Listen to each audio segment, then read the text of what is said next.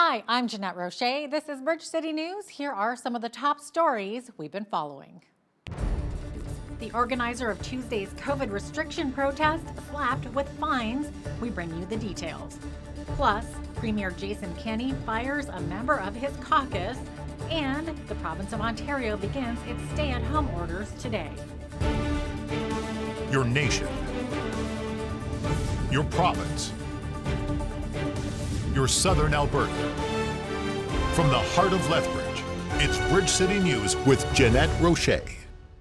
Good evening. Thanks for joining us. The province will be easing up on some of the restrictions it imposed back on December 13th.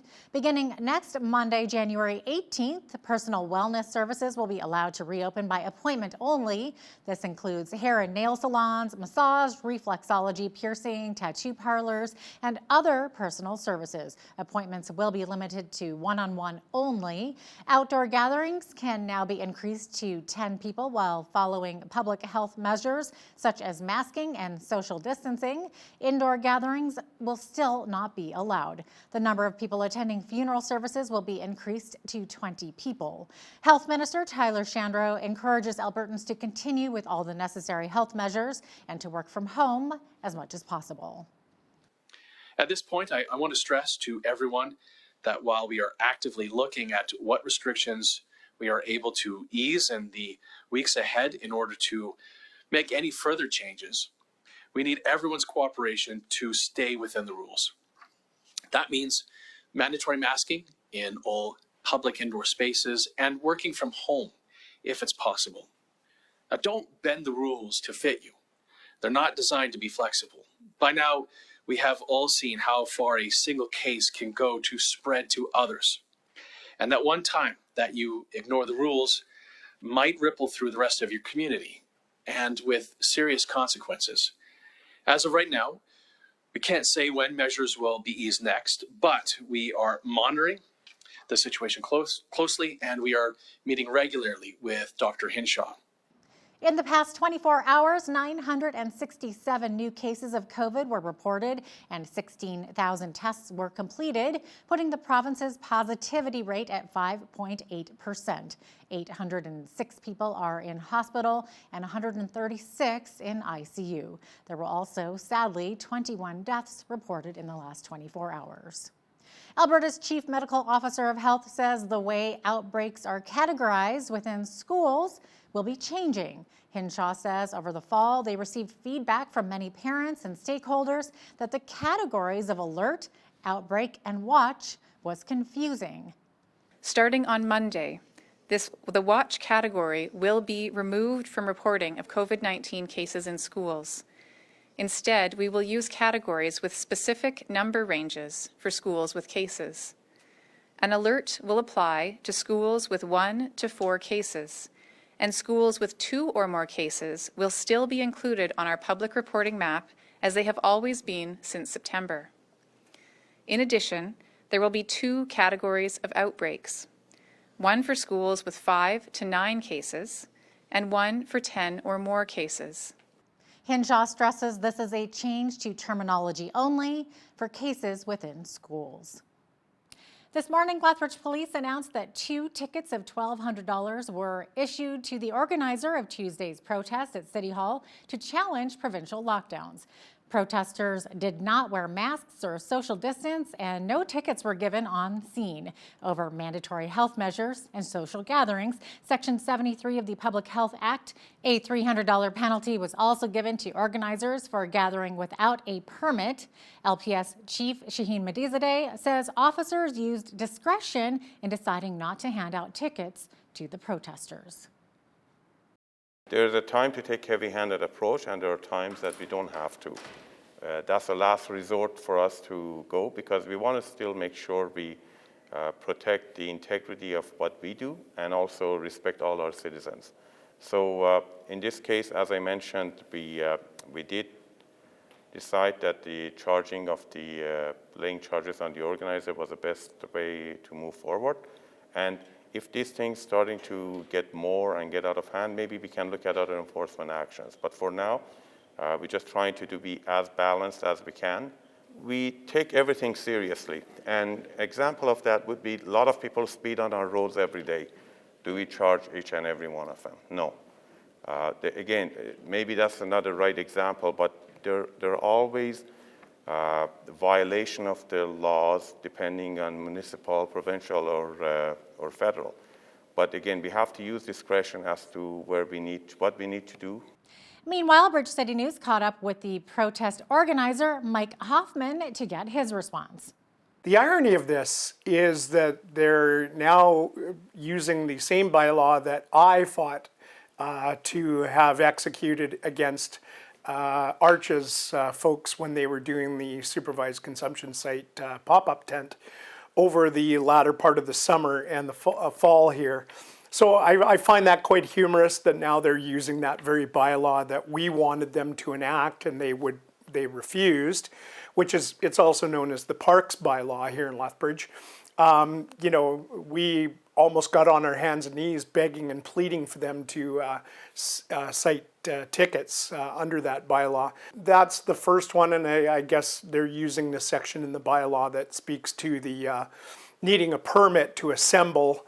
So, you know, our argument is going to be that, you know, when was it listed in the Canadian Charter of Rights and Freedoms that I have to apply for a permit to oppose my government in a peaceful assembly? A Lethbridge judge delivered her verdict today to designate convicted sex offender Trevor Pritchard of Coaldale a dangerous offender. The designation allows the court to keep an individual incarcerated for an indeterminate amount of time if they pose a threat to public safety. He's been convicted 4 times of sex-related offenses, including sexual assault of minors, luring, and child pornography. Convictions occurred in 2004, 2009, 2010, and 2019. Video journalist Naveen Day was in attendance and has the details. Thank you, Jeanette. Pritchard, who is now 36 years old, was originally scheduled to be released from Bowdoin Institution on May 18th of this year. Justice Jonah Kubik sentenced Pritchard for an indeterminate amount of time for sexual assault, 2 years for child luring, 1 year for the possession of child pornography, and 4 years for global luring. These sentences will be carried out concurrently. Some of the reasoning behind the designation included that Pritchard had not only reoffended while under court-imposed restrictions, but the violence in which these subsequent offenses were carried out had escalated, which included the binding and choking of at least one of his victims. The indeterminate sentence does not specifically mean a life of imprisonment for Pritchard, but gives him the opportunity to seek release if the parole board determines he has taken the necessary steps to reduce his risk of reoffending. Thank you, Naveen. That was video journalist Naveen Day at the Lethbridge Courthouse. Alberta backbencher Pat Wren has been given the boot from the United Conservative Party caucus. Premier Jason Kenney sent out a tweet this morning saying he kicked the Lesser Slave Lake MLA out because he's failed to represent his constituents. Wren went on vacation to Mexico over the holidays, and the entire town council in Slave Lake called for his resignation, saying he wasn't doing enough to listen to concerns in the area. The 28th Annual Stars Lottery launched today with 2,500 prizes valued at $4.5 million. The nonprofit was forced to cancel its Boots and Roots fundraiser, which typically draws in around $11 million. Organizers are hoping to sell out and raise that total. Stars says it's grateful for Southern Alberta's continued support, especially so many in the region using the life-saving mission. With Lethbridge being one of our main communities we come to, it's actually the busiest site in Alberta. We fly to Lethbridge once a week. So roughly 61 missions, just over 60 missions that we have flown to Lethbridge Hospital or in general areas. Aside from Lethbridge and Lethbridge County, you know, in Southern Alberta, we roughly just over 200 missions as well. So those would be the folks like deep south into the Cardston, McGrath, Raymond, you know, Tabor, Fort Macleod, Crozon's Pass area. So we continue Brooks, Vulcan. You know, our mandate has been that mandate since 1985. Nothing's really changed since, you know, the Calgary base is in Southern Alberta. We've been serving Southern Alberta for a number of years. Tickets are $30 each. There's a 50-50 draw as well as dream homes, one of which that is in Lethbridge. The old adage of supporting local has never been higher now than ever, and Lethbridge restaurants have joined together to make a new app called Bridge Eats. Kieran Meeks is the general manager for the Duke Pub and Grill, and he says that Bridge Eats app will have a cheaper flat rate, unlike Skip the Dishes or DoorDash. So the main thing about Bridge Eats is that the other third-party delivery apps that people like to use, they do take quite a bit of overhead away from the restaurants. So on every order that is placed from a customer, even though they feel like they're supporting local, that third-party app does take generally between 20 and 30% of every bill, which is fine, and we're kind of at their mercy. So the idea of Bridge Eats is to offer the same service as them, but our delivery fee is a flat rate that is split between the restaurant and the customer. So there's no hidden fees or anything like that. And then that way it keeps more money in the restaurant's pocket. Meeks says the app is still in the works, but the public can find more information on the Bridge Eats website, which is available on your screen. As the COVID-19 pandemic took hold, people looked to their vices to help cope with the stress. Despite lockdown, it was deemed cannabis dispensaries were essential businesses. We speak with a local business about why their cannabis business is thriving. Right now we sell a lot of ounces. People are buying more in larger quantities than they used to, so we sell a lot more of the ounces and the bigger, the 15s, the 7 grams. Plus they're stocking up on multi-packs of pre-rolls and their edibles and making sure that they have a bigger stock. So I find them buying more larger quantities and then also more items at once so that they don't have to go out as often. I find we have customer base anywhere from legal age of 18 all the way up to 90 years old. We have to stock up every week. We have an order every single week we bring in. We get it into the inventory and we send it out. So every week we have to restock our inventory. And there you are. You have a wonderful day. Alberta teachers are calling on the United Conservative government to reverse a decision about how their pensions are managed. Just before Christmas, the government quietly signed an order giving the Alberta Investment Management Corporation the power to effectively veto decisions made by the Alberta Teachers Retirement Fund, which is a private corporation. Jason Schilling, president of the ATA, says there's no reason for the change and there was no consultation. Schilling is calling on teachers and retirees to contact their members of the legislature to press for a stop to the order. Trafficking charges stemmed from a traffic stop in Standoff Tuesday when a driver gave Blood Tribe police a false name and was found not to be a member of the Blood Tribe. A search of the vehicle uncovered carfentanil, meth, and cocaine with an estimated street value of $20,000. 46-year-old Marty Franson of Barnwell has been charged with possession and trafficking. 2021 marks the 10th year for the annual Polar Plunge to raise money for Special Olympics athletes in Alberta. This year, the Polar Plunge will be virtual due to the COVID-19 pandemic. Micah Quinn has the story. It's time to take the plunge. Last year, 590 polar plungers raised $197,000 for Special Olympics Alberta. The organization is encouraging the public to showcase their own unique polar plunge and submit them from now until March 13th. Over 2,500 people have plunged and over $1 million has been raised provincially for the Special Olympics. This will be Bennett's first plunge, but he's been volunteering with Special Olympics Alberta since 2010. I've been to many of the events, but mostly as a spectator and supporter of the project. This is just a great community event to support a great organization who does a lot of good for Special Olympians in the province of Alberta. Bennett says that since the event is virtual this year, it's a great way for people to have fun with it. Equality is really a big thing in our culture now. It's been on the forefront, obviously, with Special Olympics of giving these athletes opportunities to succeed. And I support that 100%. So I really think the good people of Southern Alberta, let's have some fun with this. Let's get a videotape of yourself, register online to do your own virtual plunge. On January 31st, there will be a live virtual ceremony on the Special Olympics Alberta Facebook and YouTube pages. For Bridge City News, I'm Micah Quinn. Thank you, Micah. Ontario's Alert Ready broadcast system sent out an emergency alert to cell phones, radios, and televisions across Ontario this morning, telling people to stay home. The message from the Ministry of the Solicitor General is to remind everyone the province's stay-at-home order is now in effect. It urges everyone to only leave their homes for essential reasons as COVID-19 case counts surge. The province reported 3,326 new cases today and 62 more deaths.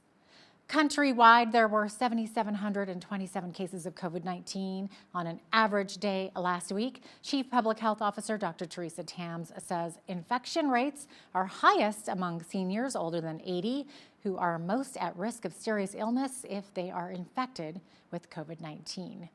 Deliveries of vaccines from both Moderna and Pfizer will reach 1 million per week by April. British Columbia Premier John Horgan's government is talking to lawyers to see if it can stop people from other provinces or territories coming into the province and spreading COVID-19. He's talking about limiting non-essential travel. In addition of a cabinet retreat, Horgan also criticized medical staff accused of jumping ahead of frontline workers and getting a COVID-19 shot. On the surface, it would seem an easy thing to do to just tell people not to come here. That's not part and parcel of who we are as Canadians. Other premiers have expressed a similar view. We want to make sure people stay home, stay in place until we get through this. That's been my call. That's been the call of Dr. Henry and Minister Dix for some time now. And I've appealed to other provincial leaders to make the same case, and they're doing that. But despite that, British Columbians, Canadians are free to travel within the borders of Canada. The exception would be the bubble zone that was put in place in the Maritimes. And I just want to say, for context, the Maritimes population is not as large as that of British Columbia. So there's only a few ways in and out, and that's easier to manage than it would be here in BC. And so again, we're looking at some legal advice later this week. Health experts are worried about the number of cases of a more contagious variant of COVID-19 being reported across the country. British studies suggest it's 50 to 70% more transmissible than earlier strains. Winnipeg epidemiologist Cynthia Carr says experts don't want to scare people out of their minds, but they also don't want people to think this is just another strain. U.S. President Donald Trump's impeachment trial could begin Wednesday afternoon as President-elect Joe Biden is being sworn into office. That's if House Speaker Nancy Pelosi sends the articles of impeachment to the Senate soon. Trump was impeached by the House on Wednesday on a single charge of incitement to insurrection following last week's deadly siege on the U.S. Capitol building by a pro-Trump mob. Some Democrats have suggested Pelosi hold back to allow Biden time to be inaugurated and to start working on his priorities first. A global team of researchers arrived Thursday in Wuhan, where the coronavirus pandemic was first detected, to conduct a politically sensitive investigation into its origins amid uncertainty about whether Beijing might try to prevent embarrassing discoveries. Well, the big topic of discussion yesterday was, of course, the crazy windstorm southern Alberta experienced. Much less wind today, and it's so nice to see that sunshine again. But will it last? A full look at weather is coming up right after the break. Stay with us.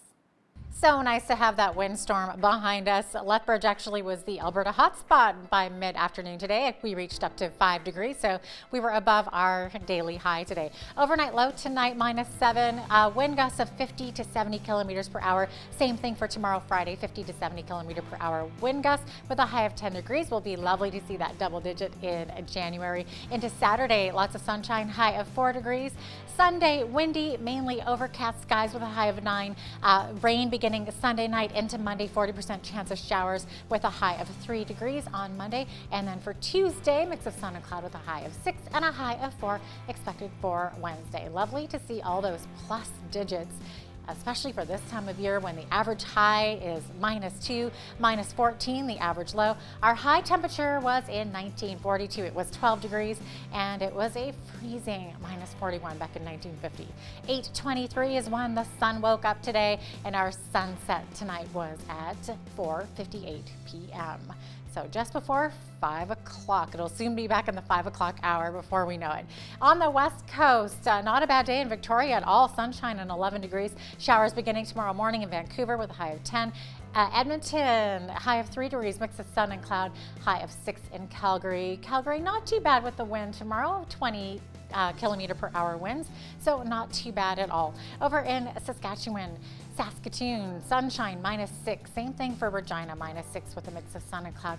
Winnipeg can expect some snow and blowing snow, especially in open areas. They could get wind gusts up to 60 kilometers per hour as well with a high of -5 there. Toronto's going to be a windy one tomorrow, which is not quite like Toronto. 60 kilometer per hour winds in Toronto. Chance of rain and freezing rain. Same thing for Ottawa, freezing rain and snow. High of 0 there. 0 is the high in Montreal with a mix of sun and cloud. Over in Atlantic Canada, let's take a look what's happening in Fredericton tomorrow. -1 the high, 2 degrees the high in Halifax with a mix of sun and cloud in both of those cities. Charlottetown could expect some flurries with a high of 0. 0 also expected in St. John's. They should get significant snowfall on Friday, up to 15 centimeters of snow. There you go. That is your forecast. Today's weather is brought to you by Four Seasons Home Comfort, experts in heating, AC, and fireplace install and repair. TD Bank is buying a Wells Fargo business in Canada that provides loans and leases for commercial equipment. TD says the acquisition of Wells Fargo's Canadian direct equipment finance business will expand its presence in core markets. The Wells Fargo business is based in Mississauga, Ontario, with regional offices across the country, including Montreal and Calgary. Financial terms of the deal were not immediately available. HSBC in Great Britain is threatening to close the accounts of customers who refuse to wear masks in its branches. Banks are permitted to remain open during Britain's third coronavirus lockdown since they provide essential services. But government guidelines stipulate masks must be worn. HSBC has 14 million customers in the United Kingdom. Samsung's next crop of smartphones will boast bigger screens, better cameras, and longer-lasting batteries at lower prices than last year's lineup. Last year's phones were unveiled just before the COVID-19 crisis slammed the global economy. Amid continuing hard times, Samsung has cut prices this year ranging from 7 to 20% for 3 Galaxy S21 phones unveiled today during a virtual event. The starting prices will range from $800 to $1,300 US, with all 3 phones due in stores January 29th. And now here's a look at today's markets. The TSX was up 23 points to 17,958. The Dow was down 68.95 to 30,991. The S&P 500 was down 1430 to 3,795. The Nasdaq was down 16 points to 13,112. West Texas Intermediate oil was up 66 cents to 53.57 US per barrel. Natural gas was down 6 cents to 2.67 US. Gold was down 10 cents to 1,846 US an ounce. Silver was unchanged at $25.52 US an ounce. Wheat is at $290 per metric ton. Barley is at $294. Canola is at $689. And corn is at $335 per metric ton. Live cattle were down 25 cents to 117.23. Feeder cattle were down 95 cents to 133.38. Lean hogs were down 88 cents to 72.08. And the Canadian dollar was unchanged over the past 24 hours at 79.09 US.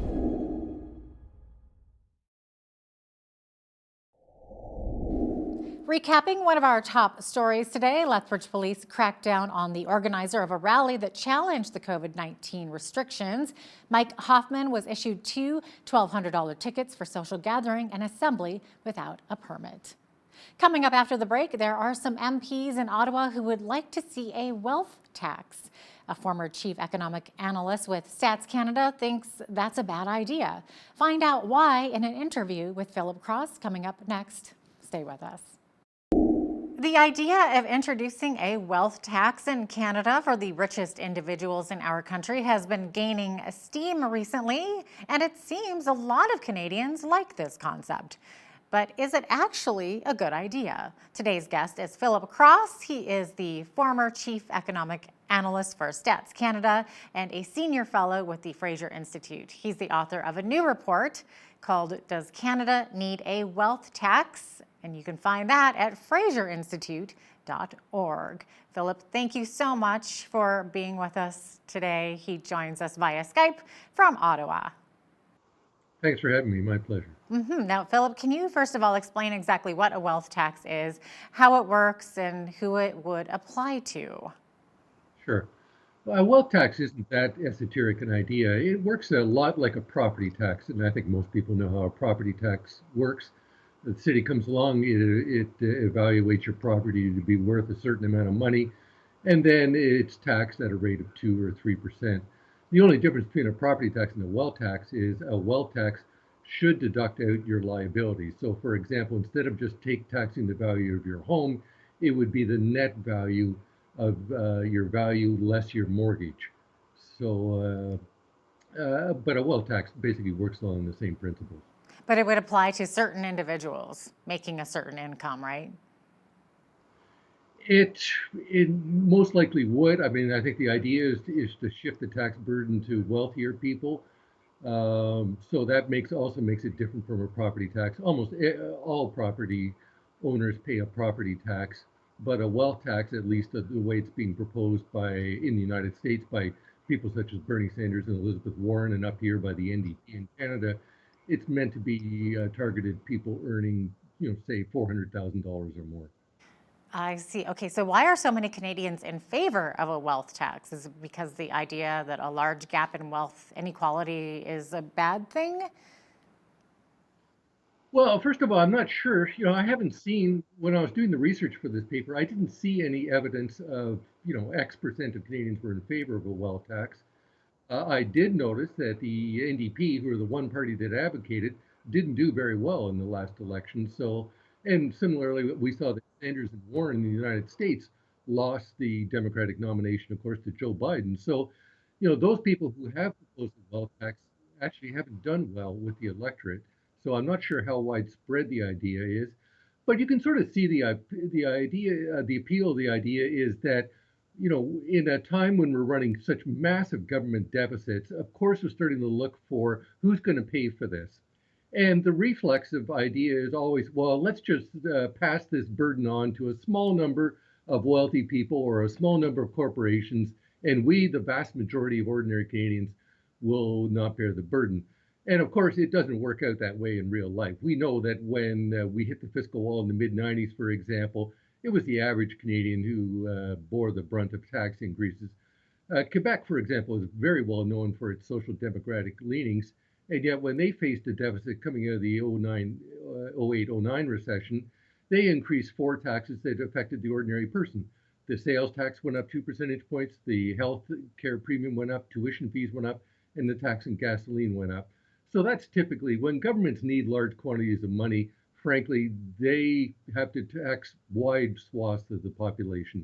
The idea that we can get a small group of people to bear a large amount of the fiscal burden never works out. But initially, as I say, it's always people's reflexive solution when they're faced with a big fiscal challenge.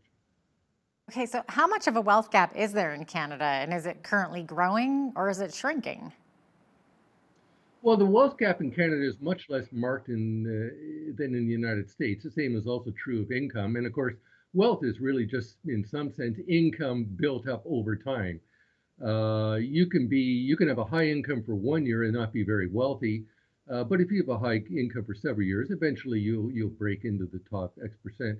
What's interesting is Statistics Canada just started collecting wealth data after the 08-09 recession, when interest in wealth became much more widespread. And I was there at the time when we started this wealth survey. And what it shows is that over the last decade, the concentration of wealth amongst the richest Canadians has actually declined. So we're actually going in the opposite direction for the U.S.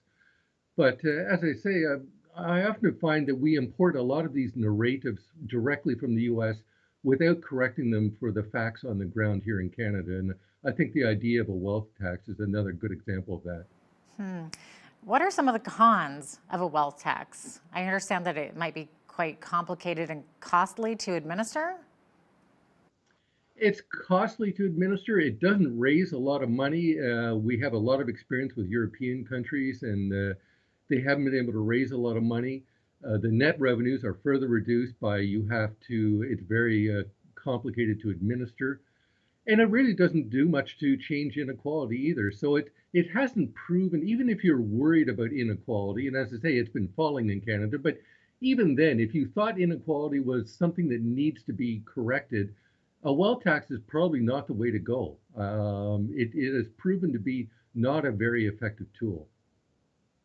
Now, Philip, you write that a wealth tax would constrain economic growth. Can you explain why that is?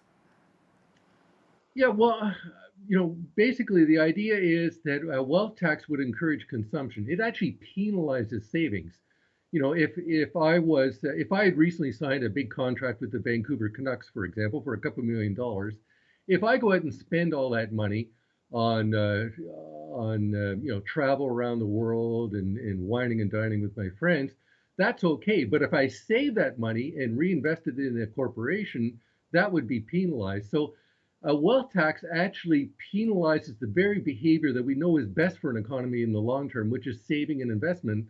And it rewards people who engage in frivolous consumption. So we really get all our economic incentives backwards with a wealth tax. So I think in the simplest terms, that's why it isn't good for economic growth in the long term. It's like low interest rates. It rewards people going into debt and penalize people who save. And we know in the long run, that's the exact opposite of the incentives we want to. That's very interesting. Yeah, it's an interesting way to look at that for sure. What can we learn from other nations who have implemented wealth taxes over the years? Well, we do have a large number of European nations whose experience we can draw on. Starting in the mid 1980s, 14 European nations introduced a wealth tax of various forms and various severity. It's very instructive that 10 of them have given up. They just found it. In the case of Germany, the courts ruled it unconstitutional. In the case of France, they found that wealthy people were leaving the country. So they, in Denmark, found it was just too complicated to administer. So I think it's very instructive that most European countries gave up on trying to implement it, and those who have retained it have maintained very low tax rates. They define a very narrow base to which it's applied. It seems to be, frankly, largely token that they're keeping it even on the books. It doesn't raise significant revenues, less than 1% of GDP. It doesn't do much to change inequality. So it seems to be sort of like our carbon tax here in Canada. We slap a $20 carbon tax. We say, yippee, we've done something for the environment. And then we just jump in our cars and drive off to work as usual. It smacks of tokenism.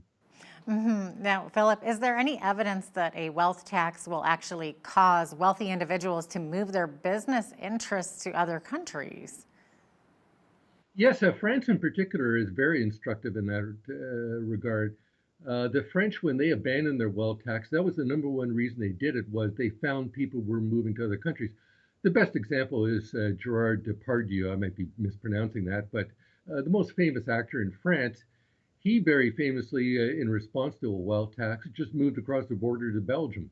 So he was the most high-profile case. But we've seen this in other countries. There's a lot of evidence in the US, for example, that if you slap an estate tax, which is a tax on wealth of people when they die, that people will move from states that have a wealth tax or an estate tax to states that don't have one, and almost nobody moves back in the other direction. So there seems to be a lot of evidence that actually that people vote with their feet and they do move to avoid a wealth tax. Now, how do business people typically view a wealth tax? Does it remove incentive to earn more income? In the long run, yes, but it's much more of a concern that it removes the incentive to save and invest, and partly as a result. And most people, by the way, don't want. Everybody holds various forms of wealth. Most Canadians hold wealth, but it's usually in the form of housing and pension savings. So the first thing that most politicians do is they say, well, of course, housing and pension savings are going to be exempt. Well, when you do that, 70% of wealth is exempt, and you end up applying a wealth tax to a very small number of assets, such as small businesses or investment funds and so on. So it tends not to, in practice, to not affect very many assets, and that's part of the problem. It ends up not being a very large tax and rather inconsequential in its effect. Now, can this affect average Canadians in the fact of, like, let's say a business wants to create fewer jobs because of, trying to avoid the wealth tax, right? Could this impact average Canadian workers? Oh, it certainly could. In particular, I'd be quite concerned about its rate of a business formation. We're coming through a very severe crisis now. We know the number of businesses going bankrupt is rising and likely to rise quite sharply this fall and winter. We're going to need young people, especially, to come along and found new businesses to take the place. And new businesses in particular, they'll have a lot of debt when they're starting out. So unless you allow for that and correct for that, you can end up creating a lot of liquidity problems for new startups. They're suddenly going to be faced with a new tax on their assets. And for a lot of new firms starting out, this can, really stop them from growing. So, especially at this moment of history, when we want to encourage businesses to continue and new firms to start up, a wealth tax actually sends the exact opposite signal to investors. Interesting.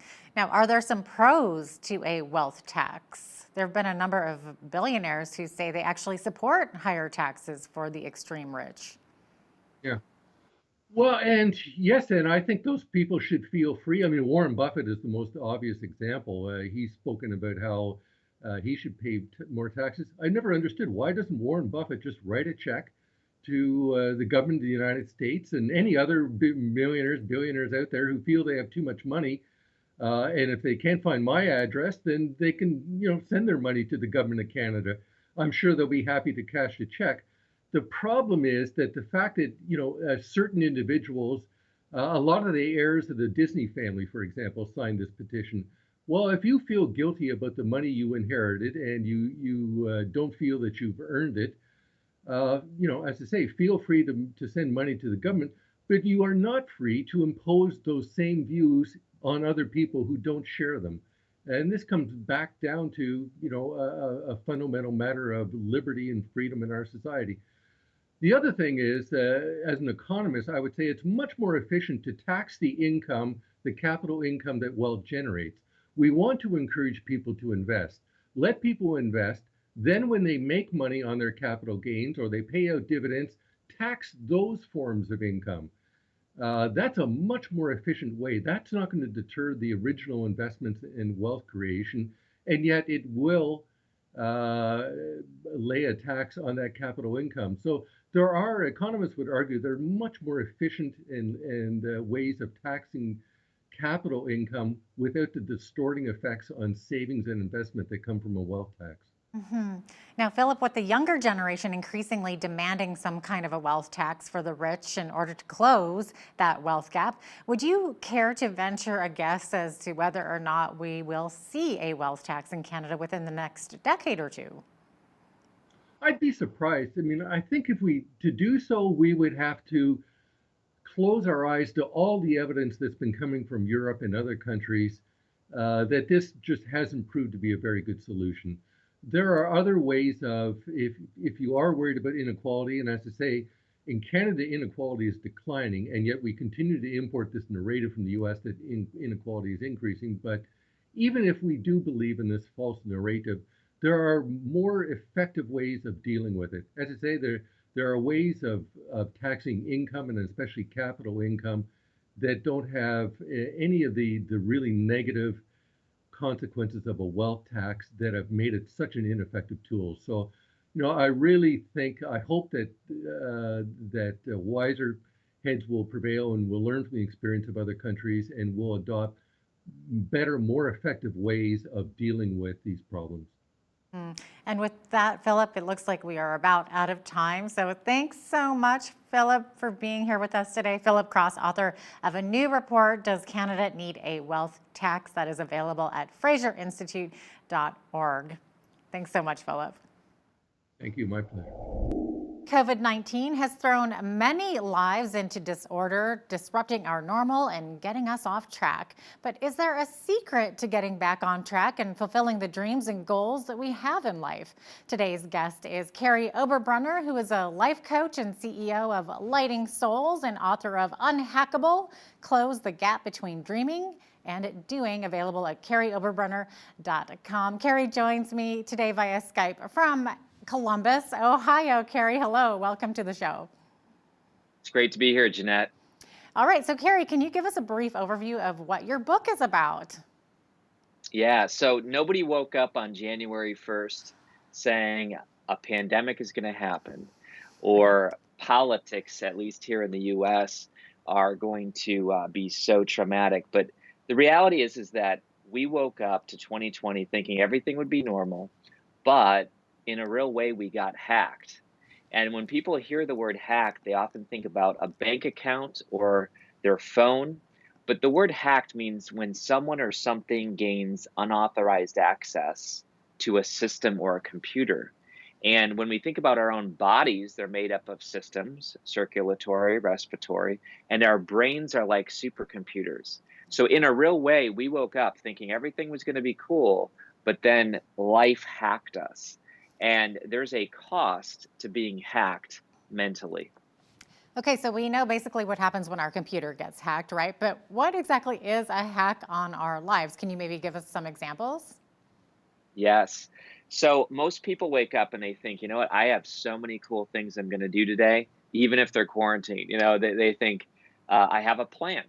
But the reality is that we touch our phones with taps, swipes, or clicks 2,600 times a day, which is crazy. We have an average of 5,000 ads pass before our eyes.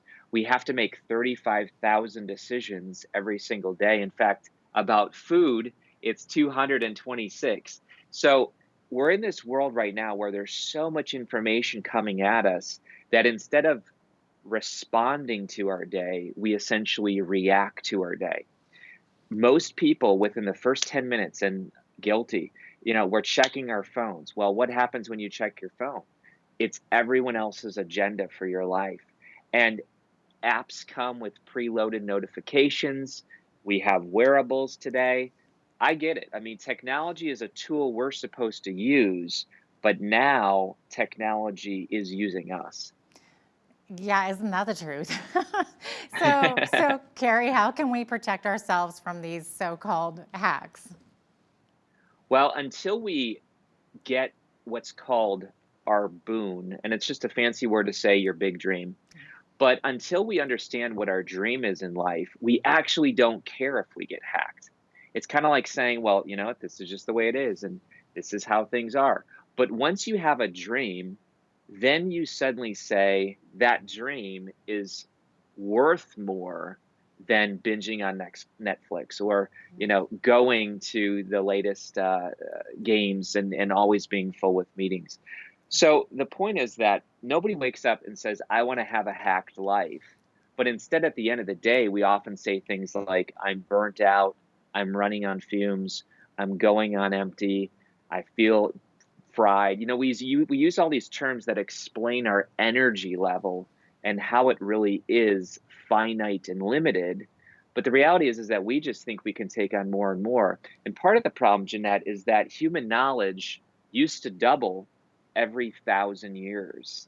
So like you think about that in the years past, today we absorb more information than the average person used to do in their entire lifetime. We do in one day. So you can imagine, like, teens, young people especially, but everybody, we have so much coming at us right now. We no longer can navigate above the noise. So I give little tips. In fact, I call them focus filters. There's 3 of them.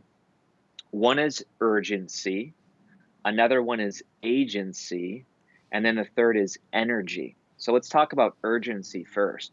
We know that in America, with the medical world, we can just go into the doctor and we can wait in the waiting room and this type of thing. But if we go to something called urgent care here in the US, it costs more, but all of a sudden we get better service because there's a cost involved. Like if you don't get this person on some machines quick, there's going to be a penalty. There's going to be a death maybe. So urgency in life always amplifies up our attention. And that's what we're in right now, the attention economy that's measured with eyeballs and eardrums. And people, marketers especially, want us to pay attention. In other words, there's a cost. Before they pay with sales, we pay attention. So Jeanette, what I encourage people to do is that first focus filter is to put a deadline with their dreams. Don't say, someday I'm going to write a book. Someday I'm going to start a business. Bring that thing back and say, February 5th, 2021, I'm going to create a business plan. And now all of a sudden that you have a deadline, you don't get hacked as much because you say, that deadline is keeping me on track. But most of us, we don't have deadlines in life. Mm-hmm. Now, a lot of people have been, hacked by the COVID pandemic, losing jobs or having hours reduced. So what's your advice on how to get a proper perspective on all of this? Yeah, I think the number one thing you do is you need to guard your mind. We wake up in one of two ways. We wake up with what's called a victim mindset or a victor mindset. A victim mindset, which, again, we're all guilty of, but it says the world happens to me. So this is where we wake up and we say, what did Trump say? What did Biden say? What does the economy say? Like, we literally say the world's happening to me. And when you have a victim mindset, you actually feel powerless because you say, I can't control COVID. I can't control this. I can't control that. Well, a victor, and by the way, victims, remember it like this. They lie in bed. Blame, excuses, and denial. BED. Blame, excuses, and denial. And I've been guilty. But a victor says, I happen to the world. And it doesn't mean you're God or something, but it means I happen to my day. I happen to my smartphone. I happen to my family. Like, it brings back a control and a power to the average person, which feels so powerless.